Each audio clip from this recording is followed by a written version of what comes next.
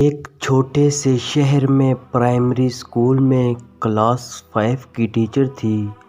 ان کی ایک عادت تھی کہ وہ کلاس شروع کرنے سے پہلے ہمیشہ "آئی لو یو آل" بولا کرتی، مگر وہ جانتی تھی کہ وہ سچ نہیں کہتی۔ وہ کلاس کے تمام بچوں سے یکساں پیار نہیں کرتی تھی۔ کلاس میں ایک ایسا بچہ تھا جو مس عائشہ کو ایک آنکھ نہ بھاتا۔ اس کا نام طارق تھا۔ طارق میلی کچیلی حالت میں اسکول آیا جایا کرتا۔ اس کے بال بگڑے ہوئے ہوتے، جوتوں کے تسمے کھلے ہوئے، قمیض کے کالر پر میل کا نشان۔ لیکچر کے دوران بھی اس کا دھیان کہیں اور ہوتا۔ مس عائشہ کے ڈانٹنے پر وہ چونک کر انہیں دیکھنے تو لگ جاتا، مگر اس کی ہلی ہولی نظروں سے انہیں صاف پتہ لگتا رہتا کہ طارق جسمانی طور پر کلاس میں موجود ہونے کے باوجود بھی دماغی طور پر غائب ہے۔ رفتہ رفتہ مس عائشہ کو طارق سے نفرت سی ہونے لگی۔ کلاس میں داخل ہوتے ہی طارق مس عائشہ کی سخت تنقید کا نشانہ بننے لگتا۔ ہر بری مثال طارق کے نام سے منسوب کی جاتی۔ بچے اس پر کھلکھلا کر ہنستے اور مس عائشہ اس کی تذلیل کر کے تسکین حاصل کرتی۔ طارق نے البتہ کسی بات کا کبھی کوئی جواب نہیں دیا تھا۔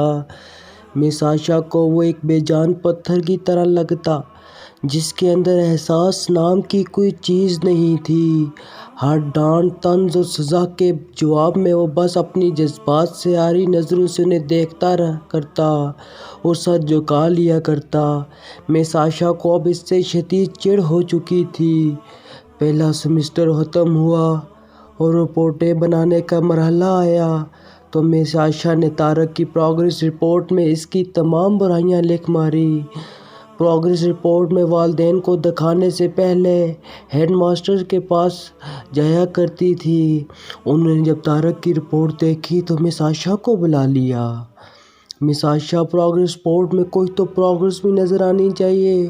آپ نے جو کچھ بھی لکھا، اس سے طارق کے والدین اس سے بالکل ہی نا امید ہو جائیں گے۔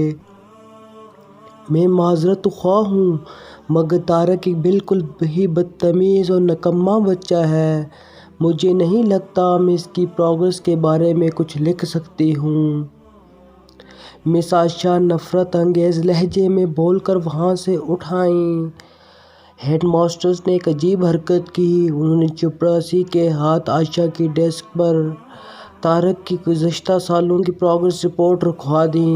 اگلے دن مس عائشہ کلاس میں داخل ہوئیں تو رپورٹس پر نظر پڑی۔ الٹ پلٹ کر دیکھا تو پتہ لگا کہ یہ طارق کی رپورٹس ہیں۔ پچھلی کلاسوں میں بھی اس نے یقیناً یہی گل کھلائے ہوں گے، انہوں نے سوچا اور کلاس 3 کی رپورٹ کھولی۔ رپورٹ میں ریمارکس پڑھ کر ان کی حیرت کی کوئی انتہا نہ رہی جب انہوں نے دیکھا کہ رپورٹ اس کی تعریفوں سے بھری پڑی ہے۔ "طارق جیسا ذہین بچہ میں نے آج تک نہیں دیکھا۔ انتہائی حساس بچہ ہے اور اپنے دوستوں اور ٹیچر سے بے حد لگاؤ رکھتا ہے۔ آخری سیمسٹر میں بھی طارق نے پہلی پوزیشن حاصل کر لی ہے"۔ مس عائشہ نے غیر یقینی کی حالت میں کلاس 4 کی رپورٹ کھولی۔ "طارق نے اپنی ماں کی بیماری کا بے حد اثر لیا ہے۔ اس کی توجہ پڑھائی سے ہٹ رہی ہے۔ طارق کی ماں کو آخری سٹیج کا کینسر تشخیص ہوا ہے۔ گھر پر اس کا کوئی خیال رکھنے والا نہیں، جس کا گہرا اثر اس کی پڑھائی پر ہوا۔ طارق کی ماں مر چکی ہے اور اس کے ساتھ ہی طارق کی زندگی کی رمق بھی۔ اسے بچانا پڑے گا اس سے پہلے کہ بہت دیر ہو جائے"۔ مس عائشہ پر لرزہ طاری ہو گئی۔ کانپتے ہاتھوں سے انہوں نے پروگریس رپورٹ بند کی۔ آنسو ان کی آنکھوں سے ایک کے بعد ایک گرنے لگے۔ اگلے دن جب مس عائشہ کلاس میں داخل ہوئیں تو انہوں نے اپنی عادت کے مطابق اپنی روایتی جملہ "آئی لو یو آل" دہرایا، مگر وہ جانتی تھیں کہ وہ آج بھی جھوٹ بول رہی ہیں، کیونکہ اسی کلاس میں بیٹھے ایک بے ترتیب بالوں والے بچے طارق کے لیے جو محبت وہ آج اپنے دل میں محسوس کر رہی تھیں، وہ کلاس میں بیٹھے اور کسی بچے کے لیے ہو ہی نہیں سکتی تھی۔ لیکچر کے دوران انہوں نے حسب معمول ایک سوال طارق پر داغا اور ہمیشہ کی طرح طارق نے سر جھکا لیا۔ جب کچھ دیر مس عائشہ کی طرف سے کوئی ڈانٹ پھٹکار اور ہم جماعت ساتھیوں کی جانب سے ہنسی کی آواز اس کے کانوں میں نہ پڑی تو اس نے چرمے میں سر اٹھا کر ان کی طرف دیکھا۔ خلاف توقع ان کے ماتھے پر آج بل نہ تھے، وہ مسکرا رہی تھیں۔ انہوں نے طارق کو اپنے پاس بلوایا اور اسے سوال کا جواب بتا کر زبردستی دہرانے کے لیے کہا۔ طارق 3-4 دفعہ کے اصرار کے بعد آخر بول ہی پڑا۔ اس کے جواب دیتے ہی مس عائشہ نے نہ صرف خود پرجوش انداز تالیاں بجائیں بلکہ باقی سب سے بھی بجوائیں۔ پھر تو یہ روز کا معمول بن گیا۔ مس عائشہ ہر سوال کا جواب اسے خود بتاتی اور پھر اس کی خوب پذیرائی کرتی۔ ہر اچھی مثال طارق سے منسوب کی جانے لگی۔ رفتہ رفتہ پرانا طارق سکوت کی قبر پھاڑ کر باہر آ گیا۔ اب مس عائشہ کو سوال کے ساتھ جواب بتانے کی ضرورت نہ پڑتی۔ وہ روز بلا نقص جوابات دے کر سب کو متاثر کرتا اور نئے نئے سوالات پوچھ کر سب کو حیران بھی۔ اس کے بال اب کسی حد تک سنورے ہوئے ہوتے، کپڑے بھی کافی حد تک صاف ہوتے جنہیں شاید وہ خود دھونے لگا تھا۔ دیکھتے ہی دیکھتے سال ختم ہو گیا اور طارق نے دوسری پوزیشن حاصل کر لی۔ الوداعی تقریب میں سب بچے مس عائشہ کے لیے خوبصورت تحفے تحائف لے کر آئے اور مس عائشہ کے ٹیبل پر ڈھیر کرنے لگے۔ ان خوبصورتی سے پیک ہوئے تحائف میں ایک پرانے اخبار میں بدسلیقہ طور پر پیک ہوا ایک تحفہ بھی پڑا تھا۔ بچے اسے دیکھ کر ہنس پڑے۔ کسی کو جاننے میں دیر نہ لگی کہ تحفے کے نام پر یہ چیز طارق لایا ہوگا۔ مس عائشہ تحائف کے اس چھوٹے سے پہاڑ میں سے لپک کر اسے نکالا۔ کھول کر دیکھا تو اس کے اندر ایک لیڈیز پرفیوم کی آدھی استعمال شدہ شیشی اور ایک ہاتھ میں پہننے والا ایک بوسیدہ سا کڑا تھا جس کے زیادہ تر موتی جھڑ چکے تھے۔ مس عائشہ نے خاموشی کے ساتھ اس پرفیوم کو خود پر چھڑکا اور ہاتھ میں کڑا پہن لیا۔ بچے یہ منظر دیکھ کر حیران رہ گئے، خود طارق بھی۔ آخر طارق اسے رہا نہ گیا اور مس عائشہ کے قریب آ کر کھڑا ہو گیا۔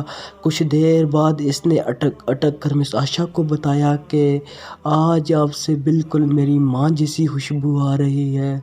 وقت پر لگا کر اڑنے لگا۔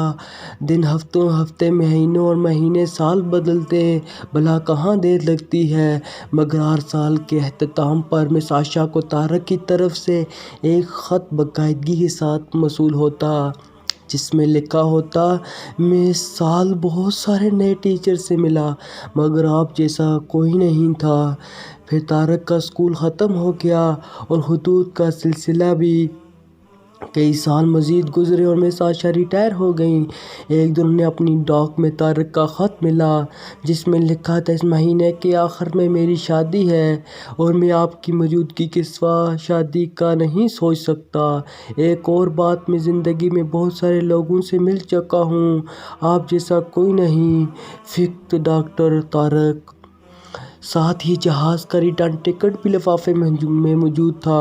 مس عائشہ کو خود کو ہرگز نہ روک سکتی تھی۔ انہوں نے اپنے شوہر سے اجازت لی اور وہ دوسرے شہر کے لیے روانہ ہو گئیں۔ ان شادی کے دن جب وہ شادی کی جگہ پہنچیں تو تھوڑی لیٹ ہو چکی تھی۔ انہیں لگا تقریب ختم ہو چکی ہوگی، مگر یہ دیکھ کر ان کی حیرت کی انتہا نہ رہی کہ شہر کے بڑے بڑے ڈاکٹر، بزنس مین اور یہاں تک کہ وہاں موجود نکاح خواہ بھی اکتایا ہوا کھڑا تھا، مگر طارق تقریب کی ادائیگی کے بجائے گیٹ کی طرف ٹکٹکی لگائے ان کی آمد کا منتظر تھا۔ پھر سب نے دیکھا کہ جیسے ہی یہ بوڑھی ٹیچر گیٹ سے داخل ہوئیں، طارق ان کی طرف لپکا اور ان کا وہ ہاتھ پکڑا جس میں انہوں نے اب تک وہ بوسیدہ سا کڑا پہنا ہوا تھا اور انہیں سیدھا اسٹیج پر لے گیا۔ مائیک میں پکڑ کر اس نے کچھ یوں اعلان کیا، دوستو، آپ سب ہمیشہ مجھ سے میری ماں کے بارے میں پوچھا کرتے تھے اور میں نے آپ سب سے وعدہ کیا تھا کہ جلد آپ سب کو ان سے ملواؤں گا۔ یہ میری ماں ہیں، دوستوں، اس خوبصورت کہانی کو صرف استاد و شاگرد کے رشتے سے منسوب کر کے ہی مت سوچیے گا۔ اپنے آس پاس دیکھیے، طارق جیسے کئی پھول مرجھا رہے ہوں گے۔